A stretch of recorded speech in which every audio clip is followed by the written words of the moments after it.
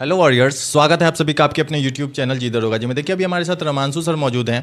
BPSC protest में sir का भी बहुत बड़ा योगदान था और अभी तक सर लगे हुए हैं कि आप लोगों का जो मांग था तीन, जिसमें से एक मांग माना गया है नॉर्मलाइजेशन की प्रक्रियाएं, जैसा कि आज आयोग के द्वारा भी बोला गया कि नॉर्मलाइजेशन को कहीं भी नहीं दर्शाया गया था। और जो दो मांग है आप लोगों का डेट एक्सटेंड करने को लेकर, और एक मांग है फॉर्म जो है कि उसका डेट दे दिया जाए, बच्चों को रीओपन कर दिया जाए। तो सारे विषयों पर चर्चाएं होंगी। जो बच्चे आज मिलने भी गए थे क्या हुआ, तो सर से जानने की कोशिश करते हैं। सर स्वागत है आपका हमारे चैनल में। बहुत बहुत धन्यवाद आपका। सर आप उस दिन रात में वहाँ 10 साढ़े 10 बजे तक मौजूद थे। सर क्या हुआ सर, उस दिन की सारी घटनाओं को थोड़ा बच्चों को बता दीजिए। देखिए बेसिकली उस दिन क्या था कि सुबह आह्वान किया गया था बच्चों को, सारे जो है छात्र नेता दिलीप कुमार ने आह्वान किया था कि हम लोग जो है बीपीएससी चेयरमैन से चल के मिलेंगे और उनसे हम लोग रिक्वेस्ट करेंगे, अपनी बातों को कहेंगे और कोशिश ये होगा कि जो नॉर्मलाइजेशन की बात हो रही है उसको एक प्रेस विज्ञप्ति के माध्यम से वो क्लियर कर दें। हटाना जोड़ने की बात नहीं, क्लियर कर दें कि क्या इस पर आप उनका स्टैंड है। तो हुआ कि ठीक है, तो बहुत सारे बच्चे जो है इस मामले में वहाँ पे इकट्ठा हुए। तो फिर जो पुलिस अधिकारी थे, चूँकि बच्चों की संख्या बढ़ रही थी, तो उसमें उन्होंने पुलिस अधिकारियों ने डिसीजन लिया कि चलिए इसमें से 5-6 प्रतिनिधियों को चल के हम मिला देते हैं। तो उसमें से 5-6 प्रतिनिधियों का नाम भी लिया गया और उनको जो है ले जाया गया अंदर। लेकिन सिर्फ अंदर ले जाया गया गेट के अंदर, बाकी जो है मिलवाया नहीं गया किसी से नहीं मिलवाया गया। और ये कहीं ना कहीं ये भी था कि जो बच्चे वहाँ इकट्ठा हुए थे उनके मन में एक सांत्वना आ जाए, उनको दूर किया जा सके वहाँ से। बहुत सारे बच्चों ने ये भी कहा कि बहुत सारे बच्चे वहाँ बीपीएससी गेट में थे, खड़े थे, तो उनसे कहा गया कि आप दूर दूर चले जाइए, हम लोग मिलवा के लाते हैं। लेकिन ऐसा कुछ हुआ नहीं, जिसके कारण जो है बच्चों के मन में कहीं ना कहीं एक दुविधा की स्थिति आई, दुख भी हुआ। और जब बच्चे बाहर खड़े थे तो उनको एक विश्वास था कि हम लोग का काम हो जाएगा, हम लोग की बात सुनी जाएगी। लेकिन पुलिस ने जो है उन पर जो है बर्बरता से लाठी प्रहार करना शुरू कर दिया। ठीक है, पुलिस को ये अधिकार है, उस समय का वक्त ऐसा होता है कि बेली रोड बहुत इंपॉर्टेंट रोड है, आने जाने का है। सब लोग कहते हैं कि भाई ये जो है सारे प्रमुख जो है वहाँ अधिकारी, बड़े बड़े ऑफिसेज हैं, ये नो डाउट। लेकिन अगर एक बार सोचिए कि सारे ऑफिसेज, ये सारे बड़े बड़े अधिकारी, ये सारे बड़े बड़े मंत्री, ये किस आधार पे वहाँ पे हैं? लोकतंत्र के आधार पे ही तो हैं। जनता का जगह है वो ना, जनता का स्थान है वो। तो जहाँ पे जनता का स्थान है जनता ही नहीं जा सकती वहाँ पे, तो ये तो गलत है। कोई भी जगह, भारत की कोई भी जगह इतनी महत्वपूर्ण नहीं है कि जनता वहाँ ना जा सके। किसी को भी अगर वहाँ पे नेताओं को, मंत्रियों को किसी ने पहुँचाया है तो जनता नहीं पहुँचाया है, और उसमें युवाओं का बहुत बड़ा योगदान होता है। लेकिन उन्हीं के लिए आप कह रहे हैं कि रिस्ट्रिक्टेड एरिया है भारत। हाँ, भारत में भारतीयों के लिए रिस्ट्रिक्टेड एरिया, बाहर के लोगों के लिए तो आप खोल रखे कि कौन आके यहाँ बस गए इतने सारे लोग, और भारत में भारतीय युवाओं के लिए जो है आपने रिस्ट्रिक्टेड एरिया बना दिया और उन पर लाठी प्रहार किया। चलिए, उसके बाद भी बच्चों ने कुछ नहीं किया, अपने प्रोटेस्ट को जारी रखा और अपनी बातों को कहने के लिए बार बार समय मांगते रहे, लेकिन उनको नहीं मिला। अंततः बहुत सारे बच्चे जो है बीपीएससी के बच्चे जो बहुत सारे बाहर से आए थे, वो धीरे धीरे सारे घर, उनको बहुत सारे बच्चों को तो रास्ता भी नहीं मालूम था, तो गर्दनी बाग पहुँचे। रास्ते भर बहुत ही शांतिपूर्ण सब गए। कोई भी रास्ते का व्यक्ति नहीं कह सकता कि बच्चे कोई हुड़दंगई कर रहे थे, पत्थर चला रहे थे, ईंटा चला रहे थे, गाली दे रहे थे, ऐसा कुछ नहीं हो रहा था। सारे बच्चे गर्दनी, और ये सारी बात पुलिस अधिकारी भी कह सकते हैं।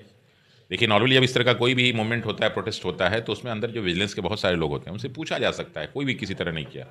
खैर, गर्दनी बाग पहुँचे तो गर्दनी बाग बाकी सारे टीचर भी अपने बच्चों के साथ वहाँ पे पहुँचे। जिसका जो समर्थन बन सकता था सबने समर्थन देने की कोशिश की। वहाँ पहुँचे तो सब एक साथ बैठे हुए थे, कुछ टीचर इधर बैठे थे, कुछ उधर टीचर बैठे थे, लेकिन सबका मोटिव एक ही था, सबका उद्देश्य एक ही था, और सब यही बात कह रहे थे कि एक बार जो है बीपीएससी चेयरमैन से हम लोग को मिलवाया जाए। खैर, ऐसा नहीं हुआ।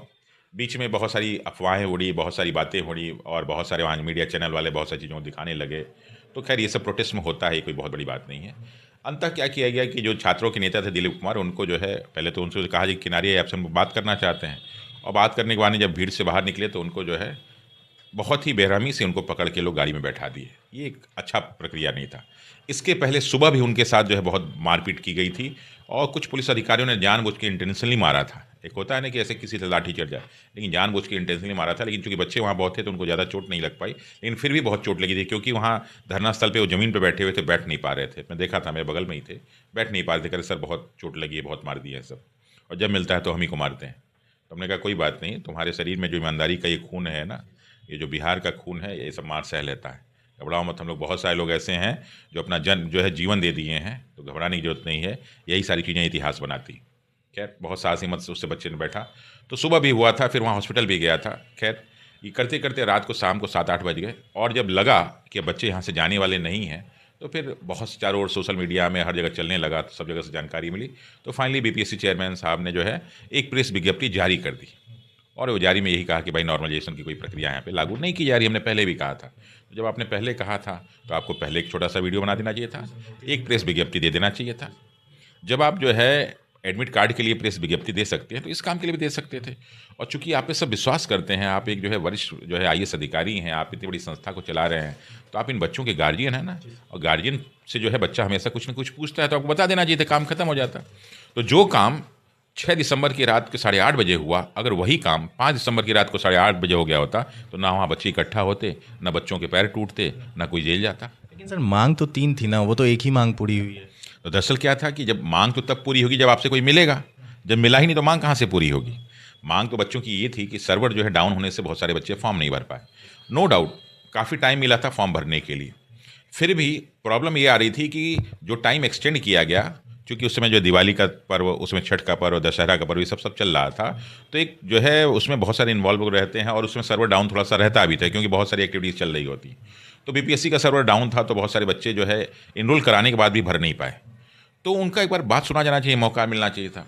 बच्चों ने किससे गलती क्या हुई कि बच्चे अपनी बात ये उस समय नहीं किया, उनको लगा कि बीपीएससी सुनेगी कि नहीं सुनेगी।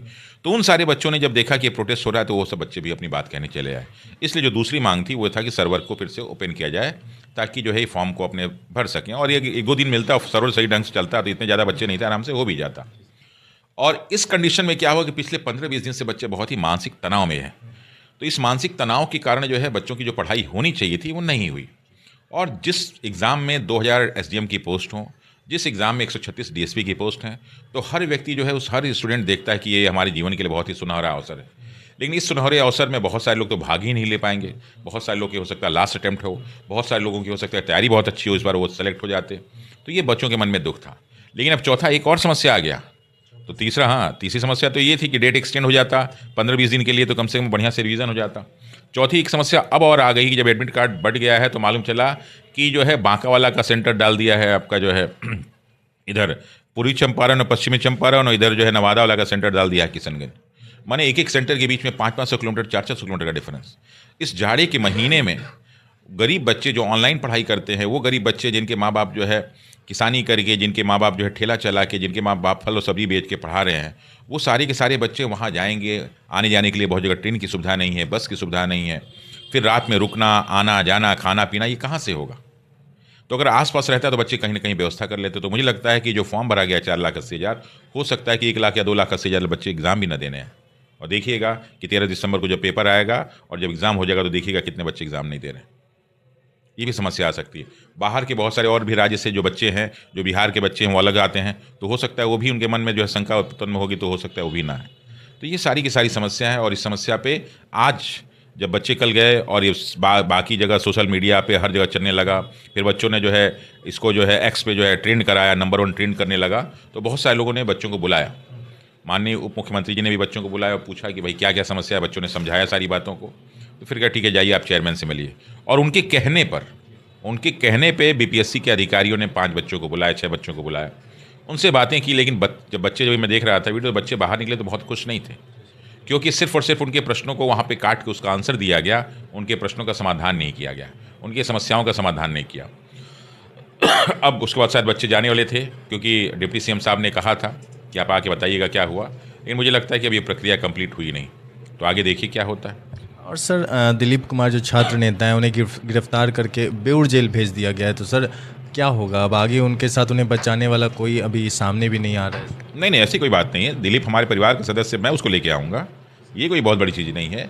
देखिए, जब इस तरह का प्रोटेस्ट होता है ना, तो कोई ना कोई उसमें जो है लीडर होता है। और चूँकि दिलीप जी जो है शुरू से ही पिछले 8-9 साल से लगातार 2014 के बिहार एसएससी से मुद्दा उठाए हुए हैं, और बहुत बार पेपर लीक से लेके बहुत सारे मुद्दों को, और जेन्युइन तरीके से, कोई भी उनका व्यक्तिगत उसमें लाभ नहीं था, जेन्युइन तरीके से उठाया। आज भी उसके जैसा ईमानदार व्यक्ति इस बिहार में बहुत ही कम मिलेगा, और उसने ईमानदारी से, मेहनत से सारा काम किया। मुझे तो अफसोस होता है कि जिन बच्चों के लिए लड़ता है वो बच्चे उनके सामने नहीं, साथ नहीं देते।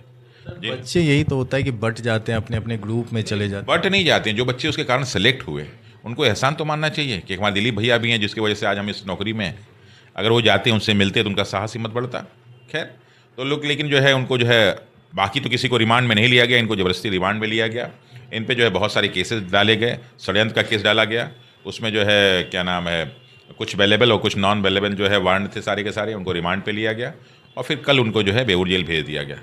अब मंडे को हम लोग उनके बेल के लिए फाइल करेंगे और हमें विश्वास है कि उनको हम लोग छुड़ा लेंगे।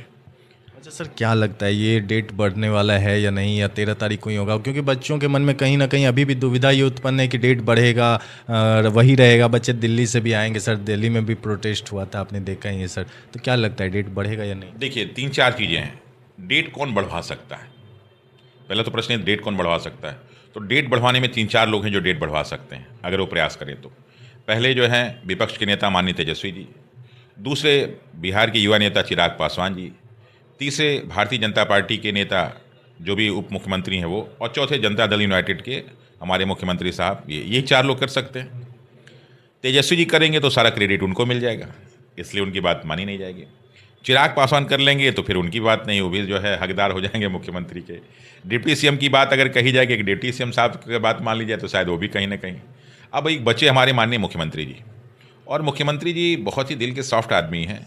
अगर उनके पास ये बात पहुंच जाए और कोई अपनी बातों को उनको समझा दे तो निश्चित रूप से वो निर्णय ले लेंगे। क्योंकि कई बात पहुंच जाए, क्या लगता है इतना ट्रेंडिंग में और ट्विटर पे सर, पटना में हर एक न्यूज चैनल पर चल रहा था सर, उस दिन उन तक बात ही नहीं पहुंची होगी अभी तक?